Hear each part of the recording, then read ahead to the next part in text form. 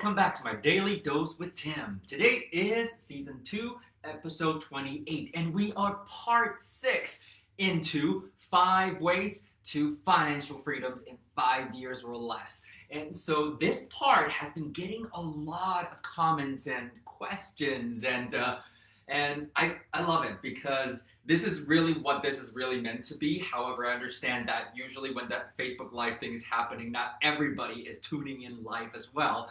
And not everybody's actually following my page. So if you can make sure that you are following my page, I don't know where you're watching this on, because I understand a lot of people have been sharing this in various groups and various pages as well. So just make sure that you come back and find my page. And I think I set it up so that it says facebook.com/thetimtai, and that's it. So it makes it super easy to find. However, a lot of questions that I want to address, and one of the biggest ones today, honestly though, is the fact that you guys are asking, so it seems like really at the end of the day, we're still buying and then holding properties. So why can I not do that right now? So that's the funny part about all of this. And if you're asking that question, I love it, because that really shows me that you're actually looking at all of this through a critical view. And that's really what my hopes are when I'm producing these videos and the content that I'm sharing with you, simply because of the fact that I'm not teaching you to go out there and line up and buy a pre-sale condo or go out there and buy something new and pretty, because that's not what this is about. If you're going to buy something new and pretty, I hope that you are the builder and the developer for that project, because that's actually where the money is. And speaking of money, that's what this whole topic really is about. It is ultimately showing you how you can elevate your financial education, your financial literacy, and as a result, your financial well-being and your financial security using real estate, okay? So what I really want to keep coming back to is really the basics. Mindset, honestly, is everything. And when it comes to money, money mindset is even more important. Why? Simply because of the fact that most of us were not taught up learning about money. I don't know about you, money was never really a great subject at the dinner table or during family gatherings. And if anything, it wasn't even spoken at all.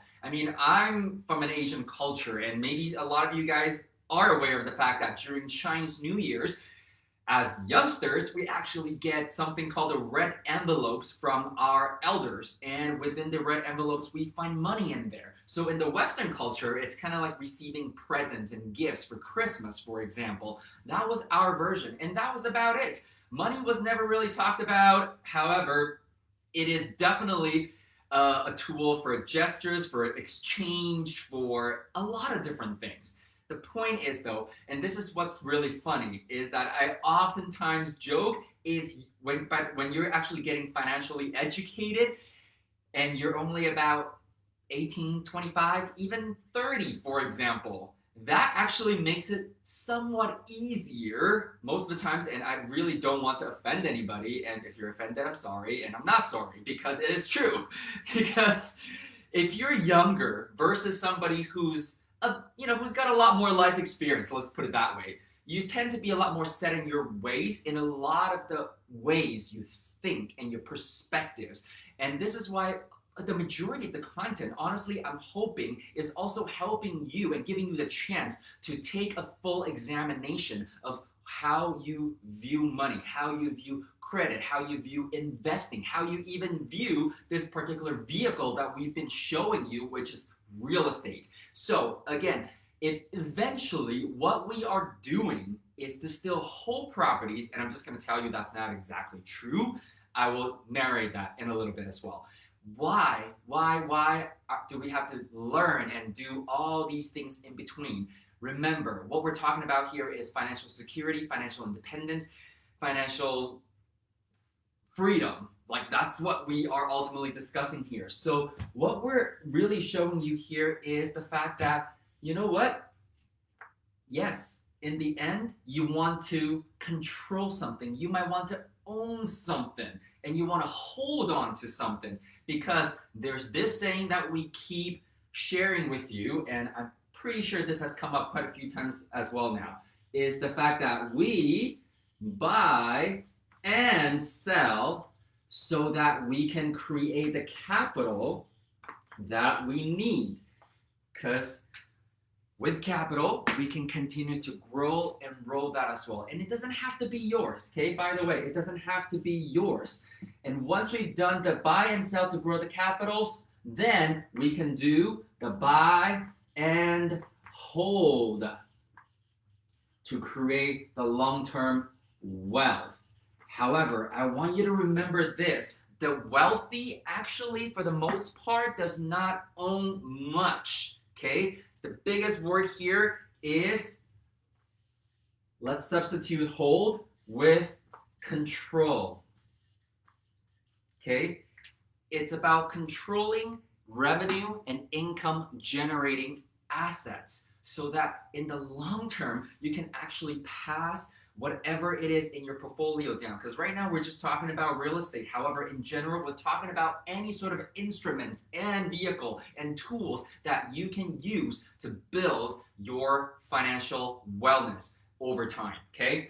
And so that being said, today I'm just going to share with you one of the very, very, very basic ones, because many of you who are asking those questions, I've had some conversations with you separately as well and in private, and so I'm not going to name names once again. However, you've shared with me, you know what, you've got 5 properties, single family homes, and a couple of them are condos, and some of you said all of them were condos, all of them were pre-sale purchases. However, if you were in some of the major markets worldwide, you've probably done okay, especially leading up to COVID happening, okay? And so I want to share a story with you simply because of the fact that one of our very first private investor in our very early days, they were doctors, and they were high income earners, and they were in their late 40s as well. And by the time I met them, they had amassed a portfolio of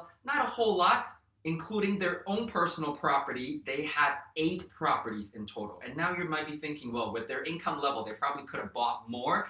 Yes and no, because that's the problem that most of us run into. We plateau, especially when you don't have the network nor the financial education to go beyond what the banks tell you you can and cannot do, first of all. Second of all, because they are doctors, they were trained on a lot of fancy medical terms and procedures and saving lives, which is very important work as well. However, they understood the fact that financially, they still really didn't have a lot of idea of what they were doing. However, they were ahead of the pack. Instead of putting money away into registered funds and savings accounts, they knew that they had to buy assets. And so what that really meant is that they amassed a portfolio of 8 properties, minus the one that they live in. So they had 7 rental properties. And all of their properties were nice executive homes. And so when I actually first met them, they were one of those people that were, again, despite the high income, they would actually consider them asset rich but cash poor. And so this is the whole point, is that most of us, if we just focus on the earned income bucket, the more we earn, the more we spend. And this comes back down to mindset. Even though they had the good sense of stashing some money away to continue to buy properties, what was happening was, because of the properties that they were buying, they were great, beautiful, amazing executive homes, as I said. What that really meant is that they overspent on getting into the market, buying those properties, and as a result, the market rental yields did not actually serve them well. When I first started having conversations with them about how we build our portfolio, how we run things, and at the time, I was actually not even 30 years old yet. And here I am talking to somebody who's 20 years older than me, who makes a lot of money. I was intimidated. I was totally intimidated. However, I quickly found out that they had 7 properties, and every single one of them was in the negatives, was in the red every single month. And so despite the fact that they made good money, a big chunk of the doctor's income had to go in and not only debt service their pity payment, and they didn't really have a lot of time and freedom. However, they were trapped in the old school mindset. It's like, well, it's real estate. Let's just wait for 10, 20 years, and then we'll wait for the big paydays. And so long story short, what happened was the fact that, and to this day, they still thank me for actually restructuring or helping them rejig their portfolio. That's kind of how we talk, funny enough.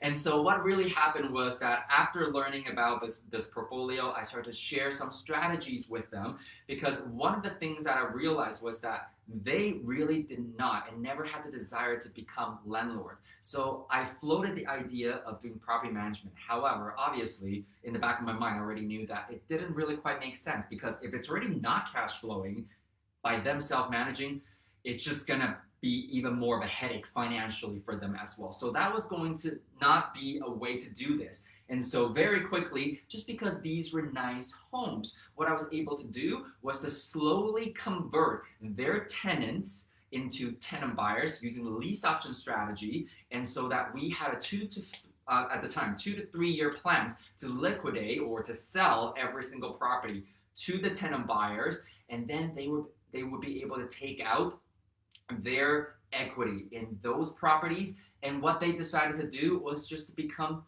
pure lenders. And so they have become cash investors with us ever since the properties were liquidated. And so what that's actually really taught me, and this is something that a lot of you guys might be able to do, especially if that is your situation. Maybe you've got 3 properties, 5 properties, 8 properties, 12 properties under your belt at this point, and you're asset rich, and maybe from a cash flow perspective, not so great, and it's eating up a lot of your time. So then you can start to exercise your exit strategy. What that means is every single property, you can now create higher cash flow for yourself, leveraging the lease option strategy if you like to, especially if these are all single family homes.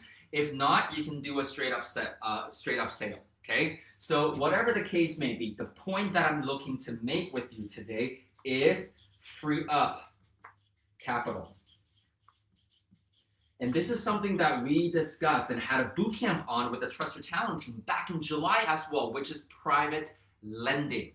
It's private lending. So what that really means is very simple, is that if you are able to free up that cash and that allows you to actually have the lifestyle that you want, not have to worry about landlording, that is awesome. Because what's gonna happen now is, for example, if you actually end up freeing up, okay, usually in this situation, you've actually got some capital built already. So it depends on the market that you're in.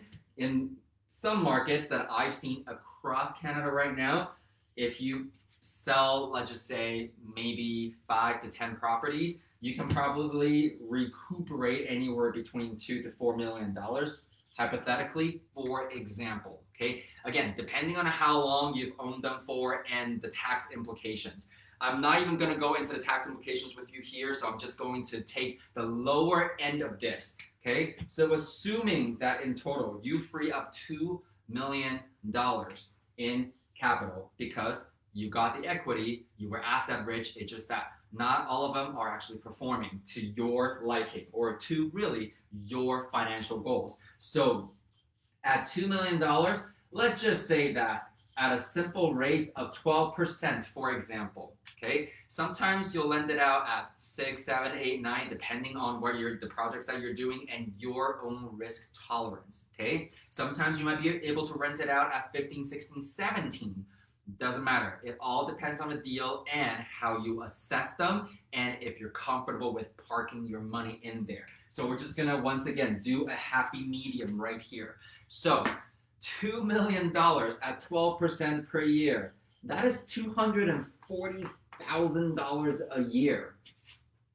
That is $240,000 a year. And you divide that by 12 months. That's $20,000 a month coming in. So think about that. And so some of you guys are now going to be like, okay, sure, I got about 3 properties, and even if I sold all of them, and after paying capital gain taxes or whatever taxes that you have to pay, I only have about $500,000 in my pocket, for example, okay? Well, then let's do the same math. Let's not be greedy. This will give you $60,000 a year, which is what? Divided by 12 months, $5,000 a month. And as we said earlier when we started this whole topic, 5 ways to achieve financial freedom in 5 years or less, I already discussed the fact that we're going to use $5,000 a month in order for you to achieve financial freedom, as long as you can create that passive income. And here we are. And so again, there's a lot of different ways of looking at this. Today, the main concept is not private lending, rather control without owning. Because funny enough, one of the biggest questions that people like to ask all the time, especially when they find out that I've been investing in real estate for over a decade now, is how many properties do you own? Well, what does it matter? Because I'm going to tell you, honestly though, the wealthiest people that I know in my life, their goal actually is never really to own anything. Because the moment you own something and people know that you are quite, let's say you're doing quite well financially, you automatically put a bit of a target right on your back. And that's not something that you want nor anybody wants, okay? So think about it, control without owning. So by lending the money out into other projects, into other properties, your money is still secured by the hard asset that is real estate itself. And you will have, well, you will need actually the knowledge and experience to actually evaluate every single opportunity that comes your way so that you can actually lend out your money and still be able to sleep at night. And more importantly, make the return that you're looking to make sure that your lifestyle is there. Hi there. Oh, I see a real life wave. Thank you so much. I know it doesn't really happen a lot. Thanks for joining me. I think Lang Yin. So in any case, that's the point that I want to share with you today, which is control without owning, leveraging private lending as a concept, and more importantly, it's okay to let go of some of the equity that you have built up. Because if you're stressing over having to take on landlording, then that's not exactly great, is it? So with that said, today is part 6. Tomorrow I'm going to build upon this concept and go into maybe 6.1 a little bit to really share with you what this could look like for some of you as well. So thank you so very much once again, and I appreciate you saying hi and your comments, your encouragement, and all the amazing messages and suggestions that you've given me. And the one thing that I really, really do ask you to help me out with now, though, is the fact that I know the videos have been shared quite a few times, and at some point, apparently, I got flagged, or the videos got flagged and got blocked by some of the groups. And so if you are finding this, and I'm hoping that you do, because your support means a lot to me, and I know you tell me that you're supporting the content. And so if you can continue to help me share my videos, share my message, share the content and the knowledge and the experience, I am forever and eternally grateful for that. So once again, thank you very much for joining me today. I will see you back here tomorrow, and have a great evening. Live well, everybody.